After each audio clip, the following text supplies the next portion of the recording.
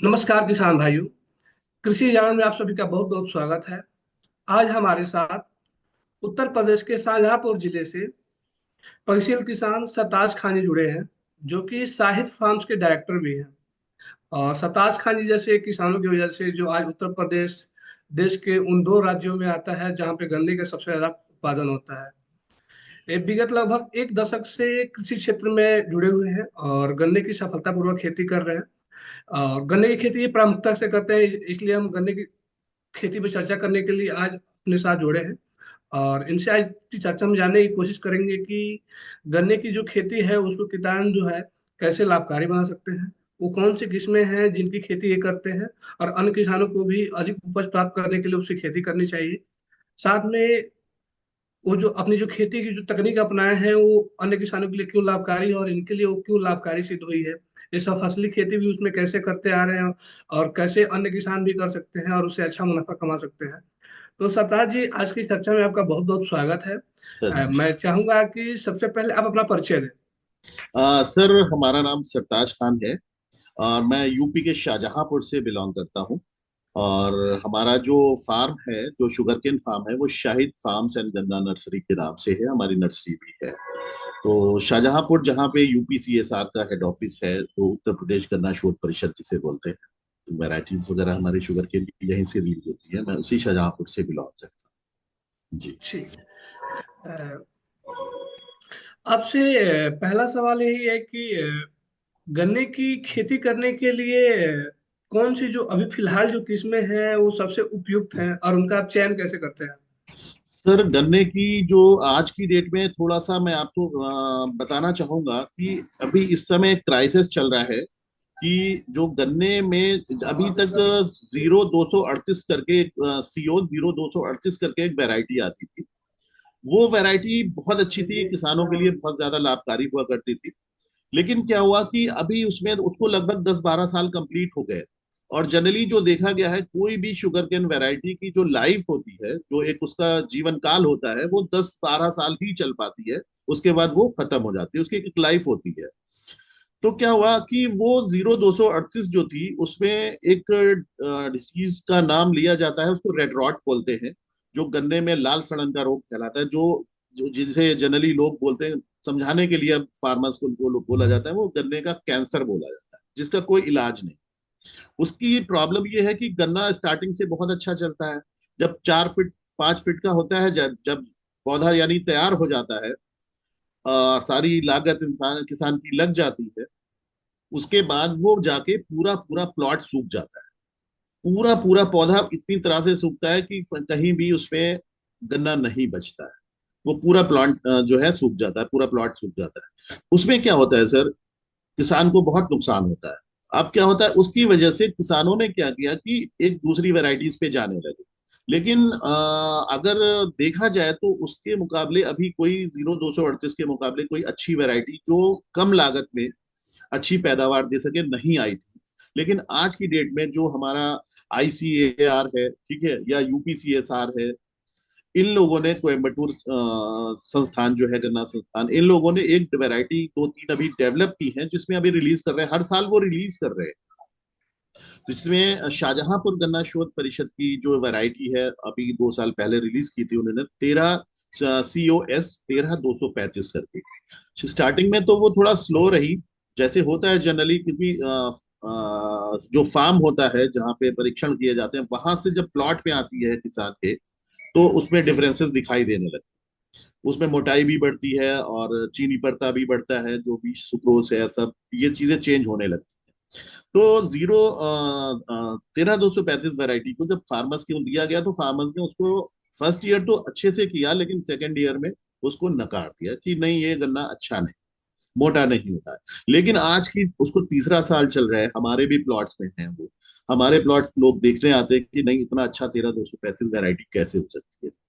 तो मेरा वही कहना, अगर शाहजहांपुर से स्वीकृत वैरायटी कोई लगाना चाहते हैं तो 13 235 है, 17 231 है, या पुरानी वैरायटीज में जाना चाहते हैं तो वो कोई भी आप चूज कर सकते हैं फार्मर्स को। वैरायटीज बहुत आ गई है। हर जगह से पंजाब अलग दे रहा है, ठीक है। एरिया लोकेशन वाइज ही वैरायटीज को चूज किया जाता है। ये है वैरायटीज का जो वहाँ के एरिया के लिए स्वीकृत है, वही किसानों को कोशिश करना चाहिए कि हम इसी वैरायटी को अपने यहाँ पे बुवाई करें, जिससे उनकी चीनी मिल का कोई इशू ना आए क्योंकि हर उसकी सॉइल के हिसाब से ही वैरायटी रिलीज की जाती है कि वेस्ट यूपी है, मिड यूपी है, या ईस्टर्न है, बिहार है। तो इस तरह से वो वैरायटीज को किया जाता है रिलीज। ये है सर। आप देखेंगे कि ये जो आप रेड रॉट डिजीज बता रहे हैं गन्ने में, इससे पूर्वी यूपी के किसान काफी परेशान हैं, और बहुत सारे किसानों ने खेती करना ही गन्ने छोड़ दिया है। जी जी। और ये क्यों हो रहा है वहां तक नहीं सर पहुंच पा एक्चुअली रहे क्या हैं। है, सबसे ज्यादा अगर उत्तर प्रदेश में देखा जाए तो सबसे ज्यादा शुगर केन की जो फार्मिंग होती है मिड यूपी और वेस्ट यूपी में होती है, पश्चिमी उत्तर प्रदेश और ये मध्य में होती है, ठीक है। ईस्टर्न यूपी में कम होती है। जैसे शाहजहांपुर गन्ना शोध परिषद का एक सेवराही करके एक जगह पड़ती है ईस्टर्न यूपी में, वहां भी इनका एक संस्थान है, एक यूनिट है, वहां पे इन्होंने डिवीजन ओपन कर रखा है। लेकिन वहां से कोई वैरायटी नहीं निकल पाती, ना ही वहां पे इतने फार्मर्स लेते हैं, क्योंकि 0238 को खत्म होने के बाद लगभग खत्म ही है वो। ठीक है, अब इस बार से कोयम्बटूर ने भी उस पर बैन लगा दिया कि उसको ना लगाएं आप।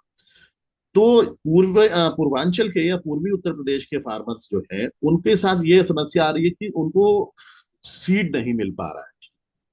क्योंकि वो अब जैसे सबसे। चर्चा कर रहे हैं आप सेवरहिंग की, जी मैं उससे भली भांति परिचित हूँ, तो जी।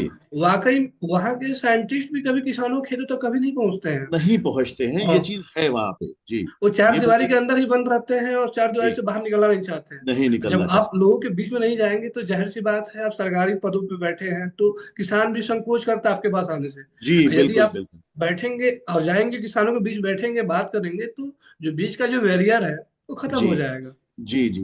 ये चीज है वहां पे सेवराही में। शाहजहांपुर से अभी doctor Subhash Singh I think अभी वहां पे ही ट्रांसफर हुए हैं। अच्छा किया उन्होंने शाहजहांपुर में, और वो दोनों ही जगह आई थिंक देख रहे हैं वो इस टाइम। तो सेवराही को भी शायद प्रमोट कर रहे हैं कि अच्छे से वहां के फार्मर्स को प्रमोट करने की कोशिश की जा रही है उसमें, जैसा मुझे मालूम हुआ है। तो पूर्वांचल के जो फार्मर्स हैं उनके साथ सबसे बड़ा इशू जो आता है वैराइटल इशू आता है कि उनको कोई प्रॉपर वैरायटी नहीं मिल पा रही जिससे वो प्रोडक्शन उनको अच्छा मिले। होता क्या है, आज की डेट में फार्मर्स ट्रेंच मेथड में जा रहा है, फार्मर्स जाना चाह रहा है, इंटर क्रॉपिंग करने की कोशिश कर रहा है, लेकिन उसको क्या हो रहा है, ईल्ड नहीं मिल रही है शुगर की, प्रोडक्शन कम हो जा रहा है। प्रोडक्शन कम हो रहा है तो उसको कहीं ना कहीं लॉस हो रहा है। अगर ट्रेंच में वो कर रहा है, सिंगल लाइन 4 फीट पे दो उसकी सोइंग कर रहा है, बुवाई कर रहा है, तो बीच में इंटरक्रॉपिंग ले ले रहा है, लेकिन उसके बाद 4 फीट में जो सिंगल लाइन है वो इतना प्रोडक्शन नहीं ले पा रहा है। क्योंकि जनरली ये देखा है फार्मर्स 80% 70% फार्मर्स जो है आज की डेट में सर, वो ट्रेंच मेथड पे नहीं ना होके ट्रेडिशनल पे ही कर रहे हैं। परंपरागत जो एक जमाने से चली आती थी फार्मिंग, उसी पे क्योंकि उसे रहते हैं पता ही नहीं है, सबसे बड़ा सर। सा। इम्पोर्टेंट यही है कि जैसे मैं हूं, मेरे क्षेत्र में जब मैंने फार्मिंग में इन्वॉल्वमेंट हमारा हुआ, ठीक है, शुगर में मैंने भी देखा कि वहाँ ट्रेडिशनल, हमारे हमारे फार्म में भी ट्रेडिशनल फार्मिंग होती है। तो मैंने पापा से बोला कि मैं इसको देखता हूँ, और इसको मैं, फिर मैंने शाहजहांपुर गन्ना शोध परिषद के कुछ साइंटिस्ट लोग थे उनसे डिस्कस किया, शुगर मिल्स थे हमारे जो केनेट थे उनसे डिस्कस किया, मिस्टर श्रीवास्तव। तो जब उनसे मैंने डिस्कस किया देन ही टोल्ड मी कि एक काम करो, आप इसको ट्रेंच मेथड में जाओ और एंटर क्रॉपिंग करो, आपकी जो लागत लग रही है वो एंटर क्रॉपिंग से बाहर आ जाएगी, ठीक है, और बाकी आपको शुगर केन का प्रोडक्शन भी मिलेगा। उन्होंने जो हमको फॉर्मेट दिया, जो तरीका बताया, उस पे हमने काम किया, तो आज की डेट में 70% फार्मर्स हमारे एरिया का ट्रेंच पे काम कर रहा है। ट्रेडिशनल उन्होंने छोड़ रखी, 30% को अभी और मूव करना है, क्योंकि हम बीच बीच में छोटी छोटी एक मीटिंग्स करते रहते हैं फार्मर्स के बीच में, तो उनको जागरूक करने के लिए कि आप इस तरह से अगर करेंगे तो अच्छा रहेगा। जी जी। अब आपसे मेरा अगला सवाल ये था कि गन्ने की वैसे तो 2 बार खेती होती है साल में, तो जी आप जो है किस माह में खेती करते हैं गन्ने की। सर, मेजर हमारा जो हम लोग करते हैं, एक तो देखिए ऑटम की होती है, शरतकालीन बुवाई होती है, ठीक है। शरतकालीन बुवाई में, गन्ने की बुवाई में इंटर क्रॉपिंग सबसे अच्छी होती है। आप चाहें तो उसमें सरसों ले सकते हैं, ठीक है, सरसों का रेट भी आज की डेट में बहुत अच्छा रहता है। उसमें आप चाहें किसी तरह का, आप हमारी आवाज सुन पा रहे हैं सर? जी मैं सुन पा रहा हूँ, अच्छे से सुन रहा हूँ आपको। ओके। तो आप उसमें सरसों के अंडर क्रॉपिंग कर सकते हैं, वेजिटेबल्स की अंडर क्रॉपिंग कर सकते हैं। इस तरह से कोई भी चीज उसमें ऑटम में आप कर सकते हैं। यानी शरतकालीन बुवाई में आप कर सकते हैं। और गन्ने को, पौधे को जो फसल आती है उसको एक पूरा समय मिलता है, जिससे उसकी लेंथ अच्छी होती है, सब कुछ अच्छा है। लेकिन 20% सोइंग जो है वो शरतकालीन होती है। 20% सिर्फ बुवाई जो है गन्ने की वो शरतकालीन, और 80% जो है बसंतकालीन होती है, जो फरवरी से मिड से स्टार्ट हो जाता है। 15 फरवरी से जो स्टार्ट होके अप्रैल तक लोग करते हैं, या गेहूं की कटाई के बाद भी लोग कुछ करते हैं उसकी सोइंग। तो मेजर हमारे यहाँ फरवरी के वाली ही होती और आप जो है कितना करते कितना परसेंट करते हैं? है। गन्ना हमारा, ये आप मान के चलिए, इस बार हमने 10 एकड़ जो है अभी शरतकालीन बुवाई की। अब जी। बाकी जो 40 एकड़ है वो अब ये फैब फैब की तैयारी है उसकी। वो सारे सीड्स वगैरह सब रेडी हैं, उनकी सोइंग कराना है। जी। जी। अच्छा, गन्ने की खेती के दौरान जाहिर सी बात है कि अ, किसमें पता होती है किसानों को, फिर भी वो गन्ना जो है बोने योग्य है कि नहीं है, ये भी होना, जानकारी होना बेहद जरूरी है। बिल्कुल तो बिल्कुल। आप जो है बीजों का चयन कैसे करते हैं? ऑर्डर। देखिए, बीज का चयन हम क्या करते हैं, एक्चुअली क्या है, हम लोग कई सारी वैरायटीज लगाते हैं अपने पास ट्रायल में। ठीक है। उसमें हम देखते हैं कि हमारे यहाँ की सॉइल जो है, जो मिट्टी है, किस वैरायटी को अच्छा मतलब रिस्पॉन्स दे रही। जैसे अभी हाल ही में कुछ साल पहले लखनऊ से, आईसीआर से एक वैरायटी कोलक 14-201 रिलीज हुई। सब जगह वो अच्छी नहीं रही, क्योंकि वो लेंथ नहीं लेती। वेट अच्छा था, अच्छा गन्ना था, सब कुछ था उसमें। लेकिन वो किसान के हित की भी थी, और फार्मर्स, सॉरी, चीनी मिल्स के भी हित की। ठीक है। लेकिन क्या हो रहा था उसमें, लेकिन वो लेंथ नहीं देता था, तो उसको लोगों ने छोड़ दिया। लेकिन हमारे कुछ एरिया ऐसे हैं जिसमें वो गन्ना अच्छा चलता है, हम लोग उसमें करते हैं इसको। तो यही चीज हम लोग मॉनिटर करते हैं कि हमारे कौन से एरिया में, हमारे एरिया में कौन सी वैरायटी हमारी अच्छे से चल रही है, और जिसमें कोई प्रॉब्लम ना आए, जिसमें डिसीज का इशू बहुत है आज की डेट में, टॉप बोरर, शूट बोरर। तो ये सारी चीजें बहुत इस टाइम आ रही हैं। उसका एक दूसरा रीजन भी है। हम लोग क्या करते हैं, मेजर हम लोग पेस्टिसाइड्स का यूज करने लगे। स्टार्टिंग से लेके जब तक पूरा गन्ना हो जाता है, जब तक शुगर मिल तक नहीं जाता है, तब तक हम लोग पेस्टिसाइड्स का बहुत यूज करने लगे, जो फार्मर्स है। मेरा एक अनुरोध है किसानों से कि पेस्टिसाइड्स का कम यूज करें, जैविक की तरफ कोशिश करें। चीनी मिल्स भी बना रही हैं बर्दाकल्प और ये करके, तो वो उनका यूज करें, उसका रिस्पॉन्स बहुत अच्छा है जी। तो अभी आप जो खेती कर रहे हैं, वो जैविक विधि से या रासायनिक विधि से या दोनों को मिक्स करके कर रहे हैं? दोनों, जैविक वाले प्लॉट्स हमारे अलग हैं, जैविक वाले रासायनिक जो है, तो ये जैविक वाले प्लॉट्स हमारे अलग हैं। ठीक है। और बाकी जो रासायनिक है, ये वाले प्लॉट्स जो है आपके, वो अलग है। ये इनका दोनों का रेशियो कितना है आपका?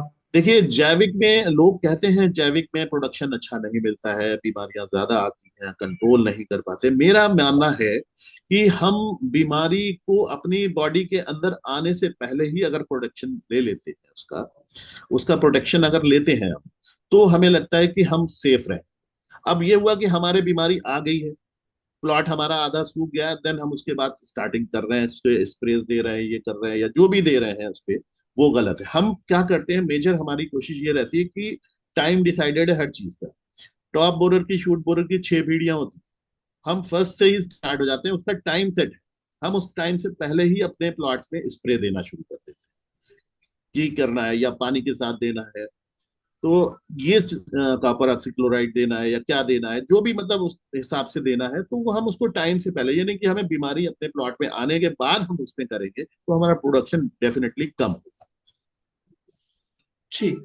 जी। अब आपसे मेरा अगला सवाल ये है कि अगर कोई किसान जैविक विधि या रासायनिक विधि से खेती कर रहा है, तो गन्ने की खेती के लिए भूमि की तैयारी कैसे करे ताकि। सबसे पहला, भूमि की तैयारी के लिए सबसे पहले तो आप अपने जो प्लॉट है जहां गन्ना लगाना चाहते हैं, सबसे पहला एक छोटा सा काम ये करें कि आप उसकी लैब टेस्टिंग करा दें। जो वो ज्यादा इंपॉर्टेंट है, क्योंकि आज की डेट में हम ये देखते हैं कि हमारे आधा प्लॉट तो बहुत अच्छा प्रोडक्शन दे रहा है, आधा प्लॉट नहीं दे रहा है, या बीच बीच में थोड़े से स्पॉट्स हैं जहाँ पे प्लॉट, अगर हम वो कर लेते हैं तो वो ठीक रहता है। और वही सेम चीज अगर, सबसे बड़ी चीज है, हम तो ये कहेंगे यूपी के किसानों से, आज की डेट में सोशल मीडिया के माध्यम से सारे लोग जुड़े हुए। आप चाहे कोई साइंटिस्ट ले लीजिए या किसी को भी ले लीजिए, अगर आप उनको क्वेश्चन कुछ कर रहे हैं तो वो रिवर्ट दे रहे हैं उसको। एटलीस्ट जैसा आपने बोला, सिमरई से बाहर नहीं निकल पा रहे हैं, लेकिन हमें भी कोशिश करना पड़ेगी किसी को बाहर लाने की। अगर हम नहीं बोलेंगे तो वो तो कहेंगे हमें तो सैलरी आ ही रही है, कोई प्रॉब्लम नहीं है। तो मेरा कहना ये है कि अगर प्लॉट की हम सॉइल टेस्टिंग कराते हैं, सॉइल टेस्टिंग होती है, हमें मालूम हो गया कि इसमें हमारे क्या कमी है, हम उन्हीं से ही पूछें, क्योंकि गन्ना शोध परिषद में होती है या लैब्स हैं उसमें होती है, उनसे हम बात करते हैं कि हमें इसमें कौन सा देना है, कौन से फर्टिलाइजर्स देने हैं, या इसकी जो प्रॉब्लम है इसमें, इसका पीएच मान इतना कम है या ज्यादा है तो उसको कंट्रोल कैसे करना है, तो कार्बन अगर है या नहीं है, जो भी है चीजें वो आपको सजेस्ट करेंगे उस चीज को, वही चीजें हम उसमें डालें। और उसके साथ साथ हम लोग गोबर खाद का इस्तेमाल करें, सबसे अच्छा है वर्मी कंपोस्ट अगर कर सकते हैं वो करें, अपने छोटा छोटा लगा सकते हैं, सबके पास जानवर होते हैं आज की डेट पे, सबके पास गाय है भैंस है, थोड़ा थोड़ा अपना खुद का भी बना सकते हैं, अगर कहीं से ले लेते हैं 400-500 रुपए में केचुआ मिल जाता है, वो अपने डाल सकते हैं, तो वो भी कर सकते हैं, नहीं है तो आपके पास अपना गोबर खाद है उसको आप यूज ज्यादा से ज्यादा। जी। जी। अब आपसे अगला सवाल ये है कि गन्ने में जैसी गन्ने की क्या कोई भी फसल आप बोए तो उसमें अनावश्यक खरपतवार उगाते हैं। जी तो, जी बिल्कुल। तो गन्ने की फसल में कौन कौन से खरपतवार उगने की ज्यादातर संभावना होती है और उनका बहुत नियंत्रण कैसे कर सकते हैं? बहुत अच्छा क्वेश्चन किया है आपने। सबसे बड़ा जो गन्ने या कोई भी क्रॉप है उसके अंदर खरपतवार इशू रहता है, ठीक है। आज मैं आपको बोलता हूं, मैं अपने किसी भी प्लॉट में कोई भी हर्बिसाइड यूज नहीं करता, आज तक मैंने नहीं किया। उसको कंट्रोल करने के लिए मैंने पावर टीलर्स ले रखे हैं, मिनी ट्रैक्टर भी है हमारे पास, कि हम लाइन बाय लाइन उसको चलाते हैं, उसमें करते हैं हर्बिसाइड। अच्छा, एक छोटी सी मैं आपको चीज बताना चाहूंगा, शायद किसान मेरी बात को ना समझ पाए, गन्ना भी एक खरपतवार है, जैसा मैं सोचता हूँ। अगर हम उसके साथ में हर्बिसाइड यूज कर रहे हैं तो डेफिनेटली वो 20 से 25 दिन का उसमें एक ब्रेक मारती है उसकी ग्रोथ, वहीं पे हम लोग फिर उसको रिकवर करने में टाइम लगता है। हर्बिसाइड यूज करने का मतलब है कि हमने अपनी फसल को 1 महीना और डिले कर दिया, और 1 महीने में ही फसल बढ़ती है, ऐसा होता है जनरली अगर देखा जाए 1 महीना बहुत बड़ा टाइम होता है फसल के लिए। मेरा तो यही कहना है कि आप हर्बिसाइड बिल्कुल यूज ना करें, आप उसकी गुड़ाई वुड़ाई जो भी कराते हैं कैसे भी करके अपने वो कराएं, जैसे जनरली फार्मर्स का ये होता है, छोटे फार्मर्स जो है वो एक दूसरे को सपोर्ट से करते हैं, वो उनके खेत में उन्होंने गुड़ाई करा दी, तो कंट्रोल उसी से करें। मुझे लगता है कि उस पर कोई किसी तरह का कोई चीज यूज नहीं करना चाहिए खरपतवार के लिए। और लगाते हैं लोग, मैं बोल रहा हूँ अभी भी लगा रहे हैं लोग, लेकिन मुझे लगता है कि नहीं लगाना चाहिए, जिससे आपका प्रोडक्शन कम होता है। ठीक। जी। आपसे मेरा जो आपने जवाब दिया उससे जुड़ा सवाल था कि जैसे कि आपने बताया कि आप अपने फार्म में मिनी ट्रैक्टर का इस्तेमाल करते हैं, तो जी। कतार से कतार के बीच आप कितनी दूरी रखते हैं, कितने फीट की दूरी रखते हैं आप? हाँ, एक्चुअली मेरे पास दो पावर टीलर्स हैं छोटे, ठीक है। एक तो मेरी जो ट्रेडिशनल 2.5 फीट वाली जो लाइन होती है, कतार से कतार जो 2.5 फीट की दूरी होती है, वो पावर टीलर तो उसमें चल जाते हैं, ठीक है, लेकिन ट्रैक्टर नहीं आता उसमें। मिनी ट्रैक्टर जो मेरा है वो 3 फीट का उसका रोटावेटर है, वो 3 फीट में उसके पहिए घूम जाते हैं और वो 3 फीट में चलता है। जो हम 4 फीट की लाइन टू लाइन 4 फीट जो सोइंग करते हैं उसमें वो बहुत अच्छा चलता है, बड़े गन्ने में भी चलता है, छोटे में तो चलता ही चलता है, जब गन्ना बड़ा भी हो जाता है, गन्ने की बधाई हो जाती है, उसके बाद भी उसमें चलता रहता है, खरपतवार कहीं से दिखाई नहीं देता है। पावर टीलर से हम छोटी जो लाइनें हैं उनको क्लियर करते रहते हैं। उसके बाद हमें थोड़े से चीजें हैं हमारे पास, जो लेबर है हम रेगुलर रहते हैं, जनरली सब किसान नहीं कर सकते वो चीज, तो वो उसके बीच की सफाई करते रहते हैं। तो और इसके अलावा बड़े ट्रैक्टर के लिए आज जो हम देख रहे हैं कई सारे ऐसे कट रोटावेटर्स जो आ गए हैं, वो ट्रेंच में भी चलते हैं, लिफ्ट हो जाते हैं पूरी तरह से। मैं आपको कभी वीडियो अपने शेयर करूंगा, वो रोटावेटर्स आज की डेट में आए हैं और लोग उस पे कमर्शलाइज कर रहे हैं, लोग परचेज कर रहे हैं, लोगों को फार्मर्स के पास जा रहे हैं और जैसे जुताई होती है रोटावेटर की उस तरह से लाइन टू लाइन बिल्कुल क्लियर कर देते हैं। तो मुझे यही लगता है कि किसानों को किसी भी तरह का हर्बिसाइड ना यूज करके ये सब चीजों पे आएंगे तो उनका प्रोडक्शन कम नहीं होगा, ज्यादा बढ़ेगा। जी। ठीक। अच्छा, एक सवाल मेरा ये था कि जो आप गन्ने की जो सोइंग करते हैं, तो वो परंपरागत तरीके से करते हैं या बर्ड के माध्यम से करते हैं? देखिए, गन्ने की सोइंग जो हमारे यहाँ अब हो रही है वो हम्म। परंपरागत तो मैं छोड़ चुका हूँ, हम्म। बट के माध्यम से करता हूँ और अपनी नर्सरी तैयार करके करता हूँ और वर्टिकल भी करता हूँ। वर्टिकल बट खड़े लीज लगाते हैं गन्ने की, वो भी करता हूँ। तो उससे हमें प्रोडक्शन ज्यादा मिलता है, और हमारा सीड जो है वो कम पड़ता है। क्योंकि एक और सबसे बड़ी बात है, जब हम नर्सरी प्लांट करते हैं उसमें हमें फायदा ये होता है कि एक एक पौधा हमारा 100%, मतलब हमारे उस प्लॉट में 100% जर्मिनेशन। हम डायरेक्ट अगर सोइंग करेंगे, वो 100% जर्मिनेशन नहीं मिलेगा। इवन फैक्ट्रीज जो है, चीनी मिल्स जो है, वो 33% हमारा जर्मिनेशन को कैलकुलेट करते हैं। हम 50 से 60% जर्मिनेशन ले पाते हैं। उसका भी रीजन है, अगर हम सोइंग करें, अगर गन्ने की हम बुवाई करें, तो नीचे का एक छोटा भाग 1 से 1.5 फीट, और ऊपर का छोटा भाग निकाल के बीच का भाग अगर हम बुवाई करते हैं, तो हम अच्छा जर्मिनेशन ले सकते हैं। ठीक जी। है। और जो जैसे कि आप बर्ड से बर्ड के बीच में दूरी कितना रखते हैं आप? सर, ये डिपेंड करता है कि हम शरदकालीन बुवाई कर रहे हैं या बसंतकालीन बुवाई कर रहे हैं। शरदकालीन बुवाई में हम 1 से 1.25 फीट बड से बड दूरी करते हैं, ठीक है, जो डिस्टेंस उसका होता है। Line to line 4 feet, 4.5 feet और 5 फीट, ये डिपेंड करता है उस पर कि हम कौन सी वैरायटी लगा रहे हैं, कितना सीड अवेलेबल है हमारे पास। और बसंतकालीन में हम वही जो बड से बड का डिस्टेंस है, वो 10 इंच पे करते ठीक है। हैं। जी। अच्छा, जैसे कि इस स्टार्टिंग में आपने कहा था, रेड रॉट की जिक्र किया था, इसके अलावा गन्ने में और कौन से रोग और कीट लगने की संभावना होती है और उनका देखिए, समाधान सबसे, कैसे निकालते हैं आप? जी जी, सबसे पहले स्टार्टिंग में जब हमारा प्लांट बाहर आता है और हम देखते हैं कि हाँ हमारा गन्ने का जर्मिनेशन आ गया है, वो जब एक 6 इंच या 4 इंच का पौधा होने लगता है, तो सबसे पहले एक उसकी जो शूट बोरर होता है वो आता है। बीच की जो टॉप होती है, शूट होता है उसका टॉप शूट, उस वो सूखने लगता है। वो एक सूंडी, ग्रैप सूंडी बोलते हैं लोग, कोई अपनी अपनी लैंग्वेज में उसको अलग अलग बोलते हैं। तो वो लग जाती है उसमें, वो होता है। हमारा क्या रहता है कि हम जड़ में, कुछ लोग होता है गन्ने के साथ जब सोइंग करते हैं जड़ में कुछ भी नहीं देते, लेकिन हमारा ये रहता है जड़ में देना चाहिए, और सभी को देना चाहिए, ठीक है। इतनी खतरनाक दवाएं हैं आज की डेट में कि उससे जितने केचुए हैं वो भी मर रहे हैं, जिससे हमारा नुकसान, वो नहीं होना चाहिए। जो भी है जैविक में जाने की कोशिश करें। और उसका सबसे बड़ा जो रोकथाम का तरीका है, जिस समय गन्ने की आप बुवाई कर रहे हैं, जो गन्ने के बड्स आपने काटे हैं, उनको आप जो ट्रीटमेंट करते हैं आप लोग, वो जरूर करें। लोग क्या है कि सीधा सीधा गन्ना डाल के कट कर दिया सर, और उसकी मिट्टी चढ़ा डाल दी उस पर और छोड़ दिया उसको। अगर ट्रीटमेंट करके देते हैं तो उसमें अगर कोई है भी प्रॉब्लम, तो वो भी क्लियर हो जाती है, और किसी तरह की नीचे से डिसीज नहीं मिल पाती है उसमें।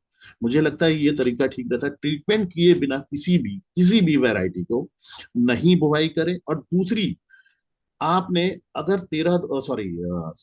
CO0238 के प्लॉट खत्म किया है, उसमें कम से कम कोशिश करें कि हम 2 साल गन्ना ना लगाएं। अगर हम गन्ना उसमें 2 साल तक लगाते हैं, यानी लगा देते हैं immediate, तो वो जो रेड रॉट के जो CF13 या जो भी है उसके वायरसेस, वो उसमें जरूर आए, क्योंकि वो इतनी आसानी से नहीं जाते। ये है सर। ठीक। चूंकि क्रॉप कोई भी हो, उसमें पोषक तत्व प्रबंधन बहुत मायने रखता है। बहुत मायने रखता है, जी हाँ। सर। तो गन्ने की फसल में किस प्रकार का पोषक तत्व प्रबंधन किसानों को करना चाहिए अच्छी उपज लेने के लिए? जैसे कि आपने शुरुआत में बताया कि वर्मी कंपोस्ट, जैविक खाद का इस्तेमाल करें। जी इसके जी अतिरिक्त जी। और भी किसी चीज की नीड होती है? देखिए, जनरली जो देखा गया है, जो फार्मर्स करते हैं, जो किसान भाई करते हैं, वो क्या करते हैं कि गन्ने की लेंथ बढ़ना चाहिए। उनके माइंड में यही रहता है कैसे करके गन्ने की लंबाई हमें बढ़ाना। दौड़े, यूरिया लाए और लगा दिया, यूरिया लाए लगा दिया। यूरिया सॉल्यूशन नहीं। ये किसी हम यूरिया नहीं लगाते, बहुत रेयर कहीं पे 10-20 किलो उसमें मिक्स करके दे देते हैं, अदरवाइज यूरिया नहीं लगाते। यूरिया सॉल्यूशन नहीं है, गन्ने की लेंथ यूरिया नहीं बढ़ाती। यूरिया, अगर यूरिया से क्या होता है, यूरिया हम जब देते हैं, ठीक है, तो क्या होता है, गन्ने की जो पत्तियां हैं वो बहुत सॉफ्ट हो जाती है, उस पर कीट बहुत आते हैं। उससे कई सारी बीमारियां अपने यहाँ स्टार्ट हो जाती हैं प्लॉट के अंदर। तो यूरिया को नहीं देना है। मेजर मैंने बोला आपसे कि किसी भी तरह से कोशिश करें कि गोबर खाद, आप नीम का पानी तैयार कर लीजिए बॉयल करके, कई सारी विधि हैं आजकल यूट्यूब में दे रखी हैं, वो करके स्प्रे कर दीजिए। आप देखिए आपको अच्छा प्रोडक्शन मिलेगा, आपका लागत बहुत कम है। पेस्टिसाइड्स, हर्बिसाइड्स आप कोई भी यूज कर रहे हैं आज की देखिए एकड़ की डोज उनकी 1500, 3000, 4000 ऐसे जा रही है। वो एक कॉस्ट कटिंग हो जाती है फार्मर्स के लिए। तो मुझे लगता है कि जितनी भी चीजें यूज करें, बहुत है मार्केट पे, जैविक खादें बना रही हैं, जैविक चीजें दे रही हैं। और सबसे बड़ी बात, आप अपने जो पेड़ी प्रबंधन करते हैं, ठीक है, जो पताई होती है उसको मल्चर के थ्रू उसमें ही दे दीजिए, उसमें पूरा हो जाएगा। पानी डाल दिए, ऊपर से आप एक यूरिया डाल देंगे, बहुत जल्दी वो गल जाएगी उसमें, और एक बहुत अच्छा मतलब खेतों के लिए वो रहता है, जिसमें आपको अलग से गोबर खाद भी डालने की या कोई भी डालने की जरूरत नहीं पड़ती। जी। जी। अ, आपने जवाब वैसे दे दिया था, लेकिन उससे जुड़ा हुआ मेरा सवाल ये था कि जी। गन्ने की फसल के लिए उचित अंतर्वर्ती फसलें कौन कौन सी है? आपने जैसे सरसों का नाम लिया था, जी। उसके अलावा जी। जी। और कौन जी। कौन जी। सी है? तो मैंने बताया आपको, शरतकालीन बुवाई अगर आप करते हैं अक्टूबर नवंबर सितंबर अक्टूबर की, ठीक है, तो उसमें सरसों है, बहुत अच्छी हो जाती है। नवंबर में लोग गेहूं करते हैं साथ में, ठीक है, गेहूं की इंटरक्रॉपिंग भी करते हैं। और उसके अलावा लोग जो वेजिटेबल्स पे जाते हैं, ठीक है, इस बार मैंने भी वेजिटेबल्स लगवाए हैं, जिसमें आपकी फूल गोभी हो गई, पत्ता गोभी हो गई, ये गांठ गोभी बोलते हैं, शिमला मिर्च है, ये भी मैंने लगवाए हैं इस बार इंटरक्रॉपिंग में, मैंने ये चीजें ली। ठीक है, मटर हो रही है, चना हो रहा है, ये भी हम करते हैं। तो किसान कोई भी फसल ले सकते हैं, उस सीजन के हिसाब से चूज कर सकते हैं कि जो चल रही है उस समय, उसकी बुवाई का सही समय है, वो ले सकते हैं। और उधर जाते हैं अगर फरवरी में अगर सोइंग करते हैं, तो उस समय जनरली मैंने देखा है लोग उसमें इंटरक्रॉपिंग नहीं करते। ठीक है, मुझे लगता है उस समय इंटरक्रॉपिंग में वेजिटेबल्स लेना चाहिए। कुछ भी ले सकते हैं, बहुत सारी होती हैं, अपने हिसाब से आप चूज कर सकते हैं। वेजिटेबल्स का करने से ये है कि आज की डेट में कोई भी वेजिटेबल 20 रुपीज पर केजी से कम नहीं होता है, और 80-90 तक जाता है अगर ऑफ टाइमिंग में कर लेते हैं, या आलू की कर लेते हैं सोइंग। तो यही सब चीज है, आप कर सकते हैं, ये अपने एरिया के वाइज चूज कर सकते हैं। होता क्या है, जनरली हमारे एरिया में कोई आलू अगर नहीं कर रहा है और हम आलू लगा रहे हैं, तो पूरे जितने भी छोटे जानवर हैं, पशु हैं, वो हमारे आलू को खराब करें, या हम उसकी फेंसिंग वगैरह कराएं तो कर सकते हैं। तो जो लोकल एरिया में चीज हो रही है वही कोशिश करें, तो उसमें नुकसान कम रहता है। जी। जी। अच्छा, आपसे एक अगला सवाल ये था कि आप देखेंगे आमतौर पे क्या होता है जब चीनी मिलें शुरू होती हैं, तो कहीं पे एक आदमी आगे पीछे शुरू होती हैं, उसके बाद से किसान चीनी मिलों की मतलब पर्ची के वेट करते करते मार्च अप्रैल तक लेके चले जाते हैं अपने जी। क्रॉप को लेकर। जी। तो जी। आपके अकॉर्डिंग गन्ने की कटाई का सही समय कौन सा होता है, ताकि अगले वर्ष भी किसान अच्छी उपज ले सके? जी। एक्चुअली क्या है, जो जब चीनी मिल्स स्टार्ट होती हैं वो समय होता है ऑटम का, ठीक है, शरतकालीन समय होता है, और सबके पास रैटून होता है उस समय। जो कटिंग के लिए चीनी मिल्स भी कहती हैं कि आप रैटून को ही देंगे, ठीक है। रैटून की कटिंग आप उस समय स्टार्ट कर रहे हैं। रैटून वाली जितने भी प्लॉट्स हैं, जनरली लोग मैंने देखा उसमें सरसों की खेती करते हैं, या गेहूं की खेती। भाई जो टिकट्स हैं, जो पर्ची की बात कर रहे हैं, वो जो आती है चीनी मिल से, वो अकॉर्डिंग टू जो उनका एक सट्टा जो होता है, उसके हिसाब से आती है। ठीक है, सारा ऑनलाइन है आज की डेट में। अब नहीं होता है कि आप जाके फैक्ट्री से कोई गड़बड़ कर सकता है, चीनी मिल से नहीं करता, सारा ऑनलाइन है। यहाँ तो लखनऊ से ही सारा ऑपरेट होता है, ठीक है। लोग कहते हैं, उस पर एलिगेशन देते हैं कि ऐसा हो जाता है, वैसा नहीं, ऐसा नहीं। ठीक है, अगर आपकी पर्ची कोई रिजेक्ट हो रही है तो वो रिपीट हो जाती है। ठीक है, तो चीनी मिल को दोष बस देने उसमें से ये कोई। होता है कि आपका जैसे आपने गन्ना बोया है 10 एकड़, जो आए पड़ताल करने के लिए आए, जी। आपके 10 एकड़ में 20 पर्ची का कर दिया, और किसी का 10 एकड़ है उसका जी। 8 ही पर्ची का किया, कुछ ऐसा ये रेशियो हो ये जाता जी है। जी, ये चीजें पहले हुआ करती थी। जो सर्वेयर आते थे, सर्वे करते थे, ठीक है, उनके साथ ये इश्यूज होते थे। लोग कर देते थे, उनको चाय नाश्ता करा के कर लेते थे। लेकिन आज की डेट में जियो टैगिंग के साथ सब हो रहा है, ठीक है।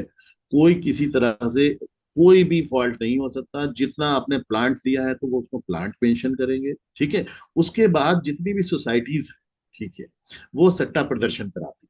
आप आइए, अगर आपका कोई इश्यूज है, उसमें कोई कमी है, तो आप वहां पे उसको अमेंड करा सकते हैं। ये रहता है।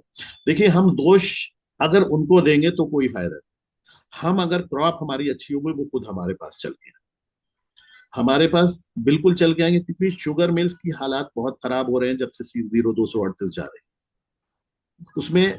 फार्मर, अभी आपने हमसे स्टार्टिंग में क्वेश्चन किया था कि फार्मर्स जो है बहुत सारे उधर सेवराई साइड के फार्मर्स जो है शुगर केन छोड़ रहे हैं, गन्ने की खेती छोड़ रहे हैं। एक वहां नहीं हो रहा है, ये वेस्ट यूपी में भी सर हो रहा है, मिड यूपी में भी हो रहा है, सब जगह हो रहा है। उसका रीजन वैराइटल इश्यू है।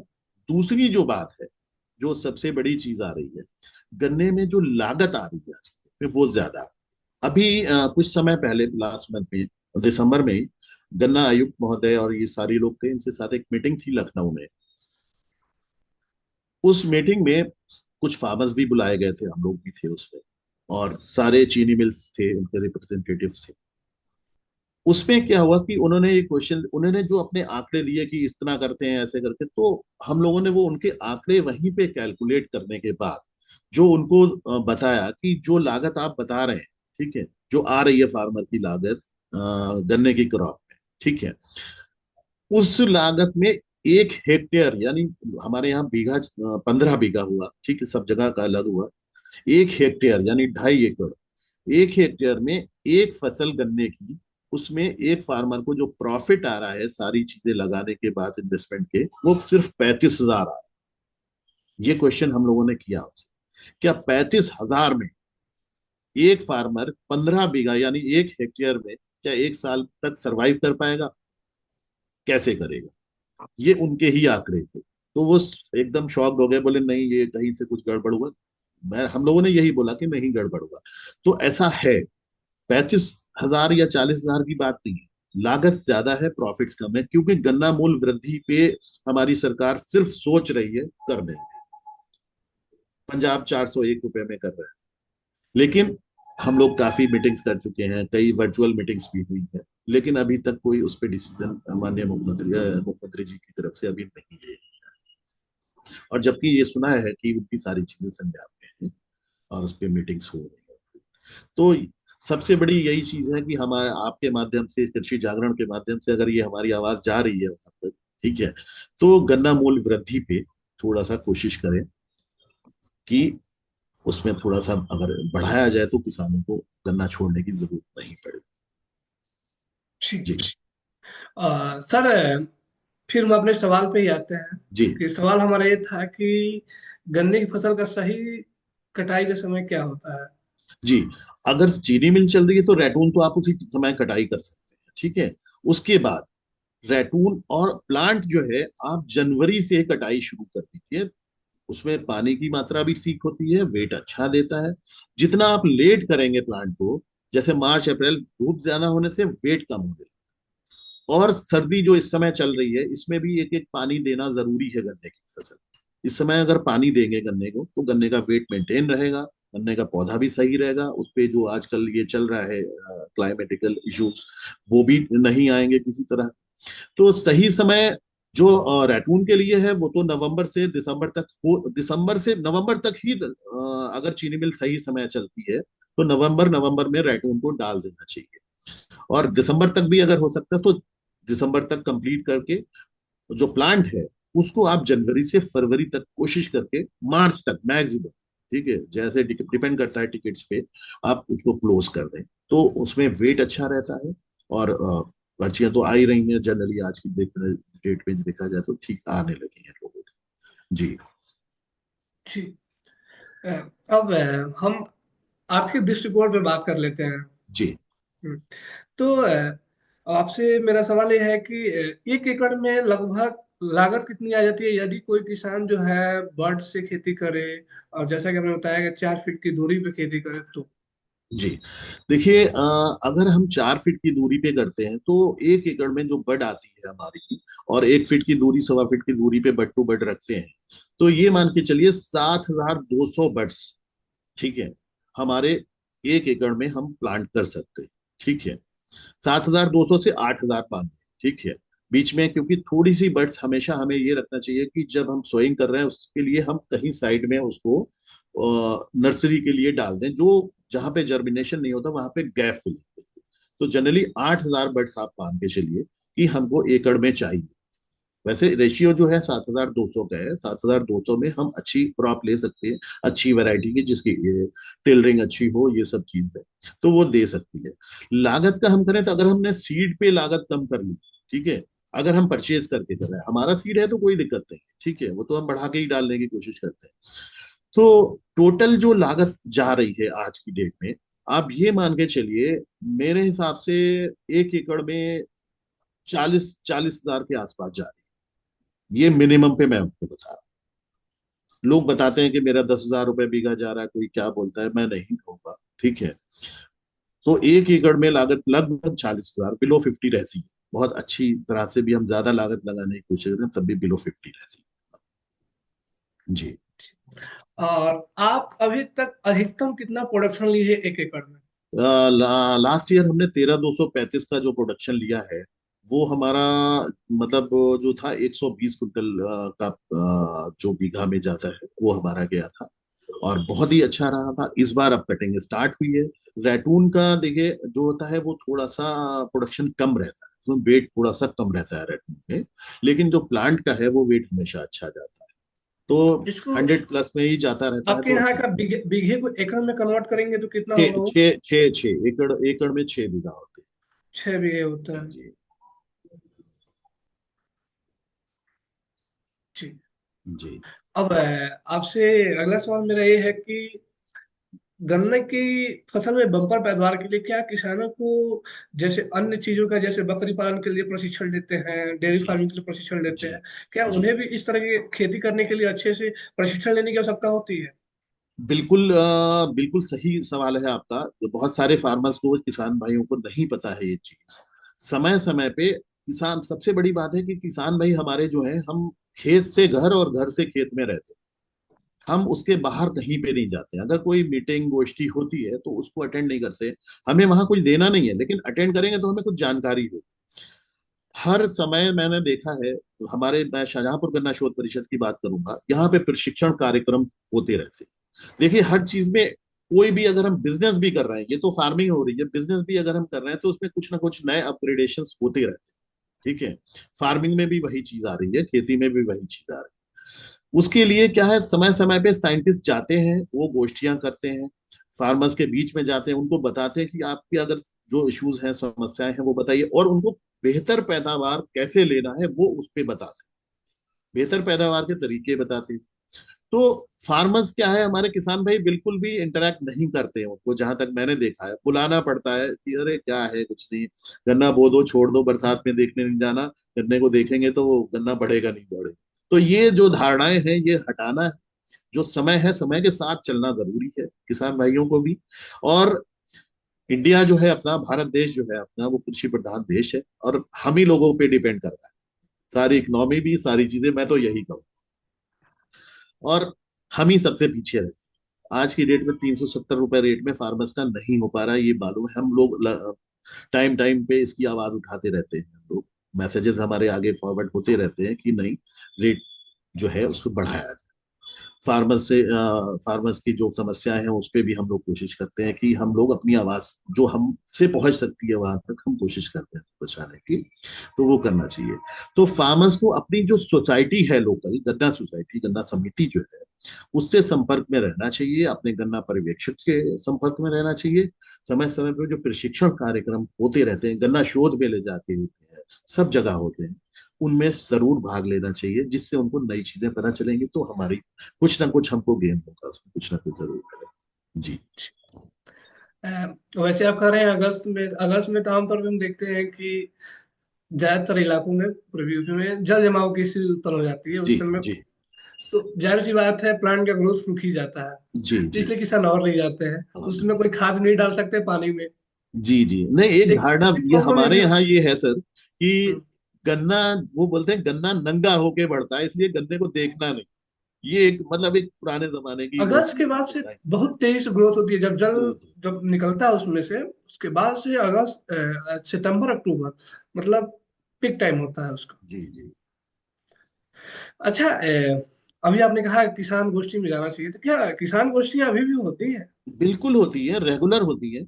मैं आपको मैं अपने एरिया में मैं कोशिश करता हूँ ज्यादा से ज्यादा कृषक गोष्ठियां कराऊं, लोगों को अवेयर कराऊं, लोगों को जागरूक कराऊं कि क्या होता है इसमें गन्ने की खेती। सरकार का सहयोग होता है या अपने व्यक्तिगत तौर पे नहीं आप नहीं करते नहीं, गन्ना शोध परिषद सरकार का ही सहयोग होता है। वो हमसे कांटेक्ट करते हैं, केवीके हमसे कांटेक्ट करते हैं कि हम कराना चाहते हैं, ऑर्गेनाइज करवा देंगे, ठीक है। वो लोग सब आते हैं, हम हमारा ये है कि हम थोड़ा सा जैसे चेयर टेबल्स हैं वो अरेंज करा देते हैं उनको, वो अपने बैनर शैनर लाते हैं और आराम से सब फार्मर्स को हम बुला लेते हैं, हमारे कहने से आ जाते हैं फार्मर्स, तो हम उनको करा देते हैं। हैं? मतलब जी। आप बहुत लकी हैं।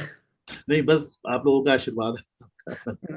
क्योंकि आमतौर पे आज से 10 साल पहले तक, 10 साल पहले मैं पूरी यूपी में ही रहता था। और जब मैं छोटा था तो पापा जी मतलब जाते थे, किसान गोष्ठियों में हिस्सा लेते थे। जी जी लेकिन जो थोड़ी सी मेरी समझ पड़ी उसके बाद से कभी मैंने सुना ही नहीं कि मैं किसान गोष्ठी में जा रहा हूँ, क्योंकि किसान अच्छा गोष्ठी अच्छा। होता ही नहीं था। जी जी जी। एक्चुअली मैं इसका एक रीजन रहा सर, मैं थोड़ा सा आपकी बात पे ये बताना चाहूंगा। किसान गोष्ठियां क्यों बंद हुई?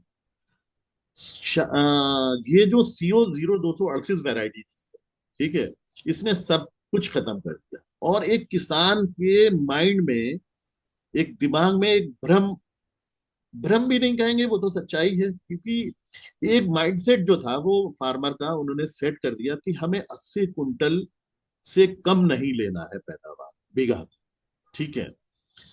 अब क्या था, कम लागत में वो गन्ना चलता था। और 0238 आने से पहले BO 17 और ये सब पापा हमारे बताते हैं कि ये वैरायटीज चलती थी। 30 कुंटल 20 कुंटल बीघा के हिसाब से साल में एक बार क्रॉप मिलती थी। आज वही क्रॉप हमको 80 कुंटल मिल रही है। तो माइंडसेट हमारा चेंज हो गया, इसलिए हम कहते हैं कि हमारा प्रोडक्शन कम नहीं है, लागत ज्यादा है। प्रोडक्शन ठीक है, हमारी लागतें ज्यादा बढ़ रही, ये चीज हो रही। पहले फार्मर खुद खेतों में काम करता था, आज छोटा फार्मर भी 2 लेबर लेके काम करता है। खुद तो लग जाएगा लेकिन 2 लेबर जरूर।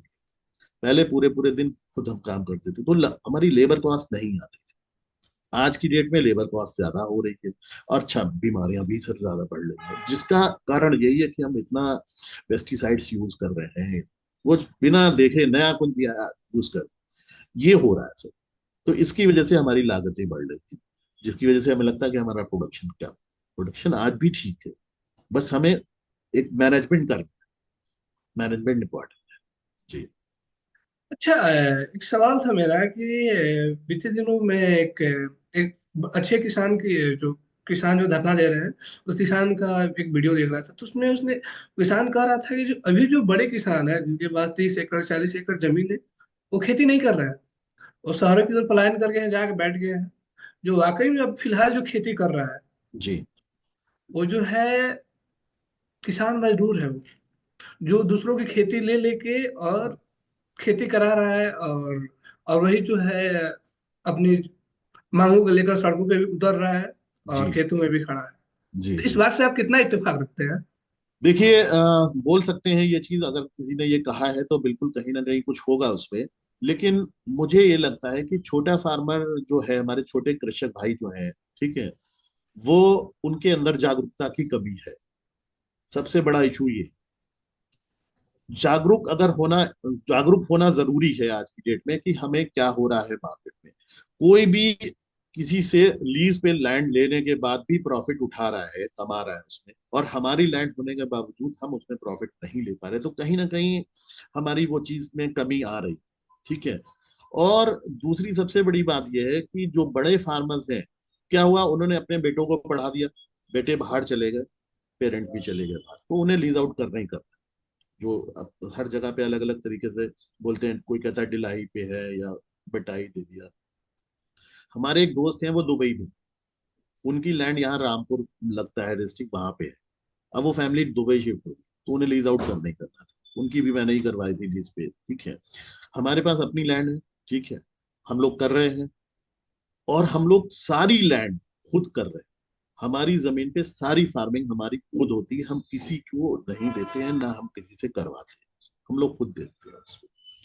तो ये चीज है, हमें थोड़ा सा जागरूक होने की जरूरत है, तभी हम अपनी अच्छी फसल कर पाएंगे, और मुझे लगता है कि हम प्रोडक्शन ले पाएंगे अच्छा, ये है।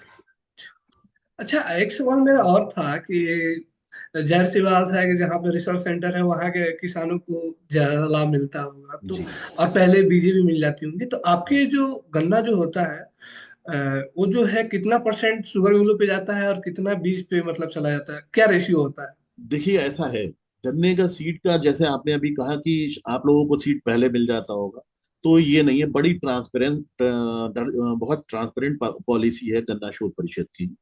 ऑनलाइन सीड डिस्ट्रीब्यूशन, उन्होंने अपना एक लिंक दे दिया कि इस डेट में इतने बजे से इतने बजे तक आप ऑनलाइन सीट बुकिंग कर सकते हैं।